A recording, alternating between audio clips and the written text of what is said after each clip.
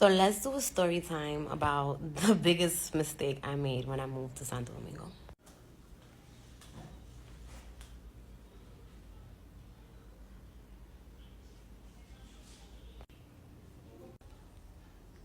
I don't know what day you're in or what year you're in or when you're actually watching this, but I made the decision to move to the Dominican Republic in 2019. It is now, today that I'm filming this, is now July 2024. Okay, so it's been about 5 years. Honestly, when I came here for the first time, I was going through so much, and my life was really like up in the air in so many ways. I mean, I had just beat cancer. I had just started trying to get my life back together. My daughter was not living with me, she was living with my mom. And that relationship wasn't going the best at the time. And I had started a relationship with Alfredo, who you guys know today, and Luxury Lymphatics, and my husband. But I started a relationship with him, and he did not live in the state. So it was a little complicated. I was traveling back and forth from New York to Florida, where he was, and just trying to kind of solidify things and figure my life out and just kind of want to feel alive again. And COVID happened. And so during the time that COVID happened, I was like, I'm getting deposits for money I wasn't expecting. Oh, I never do anything for me. So my husband said, why don't you do something? Do something to make yourself feel better. Because after the cancer, y'all, I was feeling foul. Like, I really didn't feel good about myself. So what happened? The BBL happened. Don't mind my hair. It's like 7 in the morning, and I slept at the recovery house last night. So I caught a big check, and I was like, damn. I was like, okay, what can I do? I was talking to one of my homegirls who also was planning her surgery at the time. And although I had referred people over the years to certain plastic surgeons that we'd been dealing with and coordinating for informally for many years, I had not been in the, I never thought I'd have to do it for myself. If you've been following me, then you already know. I just gained 25 pounds the other day with the help of medication. So I've never been big. I never thought I would need to have plastic surgery. But because of the cancer and the way that it affected my body and the way that I looked and I felt about myself, I wanted to do something. So I did. And I came here. If you want to know more about the cancer thing and the cancer journey, just comment below and we'll make a whole different video for that. So remember I told you that my daughter was living with my mom and my son was living with me, and I had moved with I'm sorry, if y'all know my husband.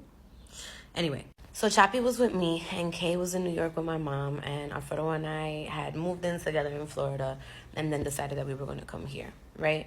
And so many things happened so quickly. Like, I had my surgery, I had an experience that really catapulted my decision to make this business, and to kind of, here he goes again. Oh, thank you. Well, that was a pleasant interruption. Anyway, there was a few things that went on during my recovery that, and like my surgery journey that really made me want to go social, go public, and want to offer advocacy and support services to girls. Now, side note, I have been working as a therapist in the United States for at least 15 years at that point. I have worked drug rehab programs, I have worked youthful offenders, I have worked ACS, foster care cases, I have worked a little bit of everything, cancer, terminal illness, I've worked a little bit of everything. And so, again, my job has always been to transform people's lives and to do things that make people feel better. So this was no different, especially that it was less stress, I thought, because, wasn't dealing with stressful situations. We're dealing with beautiful bodies and beauty and feeling good and all that stuff. So I thought it was going to be a good decision. My demand was high, and while I knew there was a lot of things that I didn't know, I wasn't afraid to kind of jump and do it. And so ultimately what ended up happening was that my husband and I packed up within 3 months. He sold his business, and we moved here to the Dominican Republic. Now, here we go. As an American person who has traveled pretty much all around the world, I know that a lot of times people in poorer countries or more humble countries tend to think that Americans have a lot of money, that we are super rich, that we've got all this bread and blah, blah, blah, blah, blah. And this is why tourists get taken advantage of pretty much all the time when you go traveling somewhere, right? Especially to a place that's more humble than your home country. And so it was no different here. And I knew that. I mean, it's part of the reason why I take care of the patients. However, I didn't really think about it when it came to me. I didn't think about the labor laws. I didn't think about the rents. I didn't think about all those things, right? So for like the last 2 or 3 years, I've been grinding really, really hard, like really, really hard, because there's a few things that I'm trying to do, and a few projects I'm trying to get going, and some real estate stuff that I'm trying to get jumped off. And because I don't have my Dominican citizenship yet, although I have the access to it because my father was born here, and I have all the paperwork for it, I just haven't gotten it yet.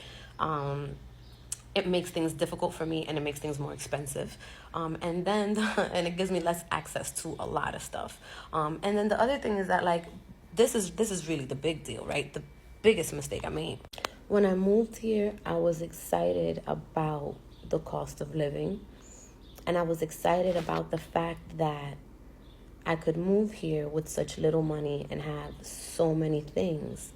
And you know, as a mother, as a person who almost lost their life, and didn't get to accomplish even half of the things that I wanted to accomplish at the time, all I wanted to do was give my children a house, give my children a home, give my children a big place to feel proud of, give them businesses, leave them something, offer them something, be able to offer them culture and travel and education and all of those things, and kind of be able to shut up all the people that may have doubted me or my husband, and people that have things to say and all that kind of stuff. This was my get back.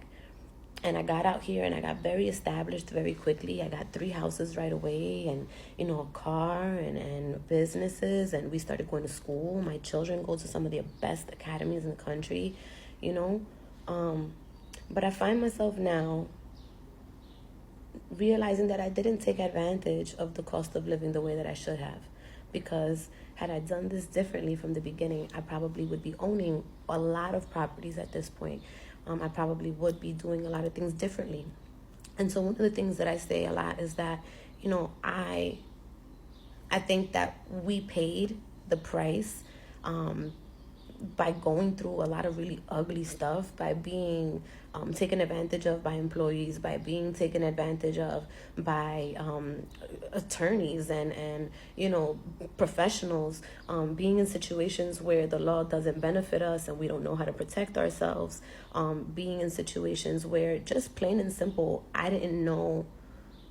I should have known, and I didn't think about it, is what it is. It's not that I didn't know. It's that because it was so much cheaper and I was making the same amount of money or more, I shouldn't have been paying the same amount of bills that I was paying in the States, because it wasn't necessary, and I could have been owning a lot more things now. And so my husband and I, over the last 2 or 3 years, have made changes to really make sure that now this year and next year, we can turn our lot into a building. We can turn things into some other stuff. And so we're doing what we need to do. We're trying as hard as we can.